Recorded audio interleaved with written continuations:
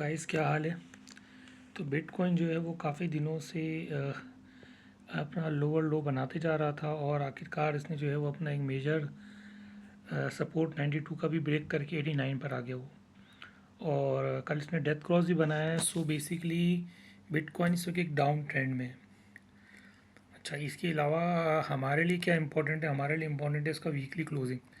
अगर इसका weekly closing above 92 रहता है, 95 के ऊपर आ जाता है, तब तो वेरी गुड है। लेकिन ये 92 को अगर नहीं सस्टेन कर पाता है, दोबारा 89 और इससे नीचे की तरफ जाता है, तो that is not a good sign. 92 से नीचे क्लोज होने का मतलब ये है कि बेयरिश मोमेंटम कंटिन्यू रह सकता है।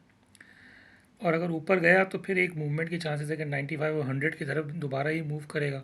एक मेजर एरिया इसका 100 है और इसके बाद 108 और फिर 113 के एरियाज अब देख सकते हैं।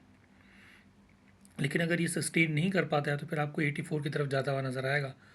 और अगला एक मेजर विक जो है वो 75 से 78 के दरमियान फिर देखने को मिल सकती है। और जैसे ही ये होगा ऑल्ट मार्केट्स भी मज़ीद ब्लीड करेंगी, तो अकॉर्डिंगली आपने सिचुएशन को देखना है। अच्छा, आप जब भी इसमें कोई भी इंसान बाइंग करता है तो वो ज़ाहिर हर एक अपनी फाइनेंशियल कंडीशन के हिसाब से करता है। वैसे अगर बाइंग के लेवल देखे जाए तो इस टाइम एक बाइंग बन सकती है। थोड़ा यहाँ बाय किया जा सकता है, थोड़ा और नीचे के लेवल पे 84 के लेवल पे। जैसे अगर मैं हूँ तो मैं अभी लेना पसंद करूँगा कुछ 84 85 के लेवल पे और कुछ 75 78 के लेवल पे। और फिर इसको लेकिन स्ट्रॉन्ग होल्ड करना पड़ेगा। कोई भी ऐसा पैसा नहीं आप लगा सकते जो कि आप होल्ड नहीं कर सकते। वही पैसा जो अननेसेसरी, जिसकी आपकी बिल्कुल इमीडिएट में कोई ज़रूरत नहीं है, उसको लॉन्ग टर्म होल्ड कर सकते हैं, सिर्फ वही पैसा लग सकता है। मार्केट क्लमजी है, मार्केट जो है वो बियरिश स्ट्रक्चर है, तो रिकवर करने में टाइम लग सकता है कि वो कंसोलिडेट करेगी, एक जगह मूव करेगी। कई दिन भी लग सकते हैं और समटाइम वीक भी लग जाते हैं। तो पैसा वही आप लगाएं जिसकी आपको ज़रूरत ना हो। It's obviously it's also not a financial advice. आपने अपने खुद डिसीजन लेने, ये तो मैं एक जनरल बात बता रहा हूँ कि कोई क्या कर सकता है या मैं क्या कर सकता हूँ, तो मेरा तो यही प्लान। अच्छा, जो अगर ऑल्ट्स में किसी को जाना होता है तो बेस्ट तो यही है कि ऑल्ट्स, स्ट्रॉन्ग ऑल्ट्स ही में जाया जाए।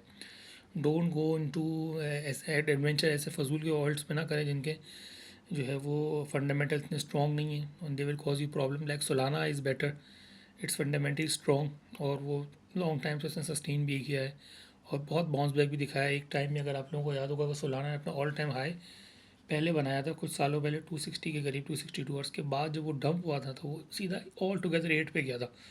और उसके बाद जो उसने एक ज़बरदस्त रिकवरी दिखाई तो अभी 292 तक भी गया है वो। तो सोलाना में है, अच्छा है। और उसका अपना चूँकि नेटवर्क भी है, एक्सचेंज ब्लॉकचेन भी है, तो इस वजह से इसको एक स्ट्रॉन्ग सपोर्ट हमेशा रहता है। सोलाना में लिया जा सकता है। सोलाना इसको एक अच्छी रेंज में, लेकिन वही मैंने आपको बताया कि आपको नीचे बाइंग के लिए पैसे रखने पड़ेंगे, डीसीए करना पड़ेगा, क्योंकि जैसे ही बिटकॉइन नीचे आएगा तो ये सोलाना और सारे और जो है वो एकदम ब्लीड करेंगे। तो एक इथीरियम, सोलाना, बिटकॉइन बड़ी चीज़ों में आप रखें। कोई खाली बिटकॉइन में रखता है तब तो वेरी गुड है, और उसको ऑल्ट करना ही है तो फिर इथीरियम और सोलाना ऑल्सो गुड। और यूजुअली एक्सचेंज के कॉइन भी आमतौर पर स्ट्रॉन्ग सपोर्ट होती है इनकी, जैसे बीएनबी हो गया, बीजीबी हो गया। तो जो कि एक्सचेंज की कॉइन होते हैं उनको एक्सचेंज का बैकअप होता है और वहाँ कंटिन्यूस यूज़ केस होता है। ट्रांजेक्शन फ़ी डिडक्ट हो रही होती है, वो स्टेकिंग करवा रहे होते हैं, लोगों से होल्ड करा रहे होते हैं, तो इसकी वजह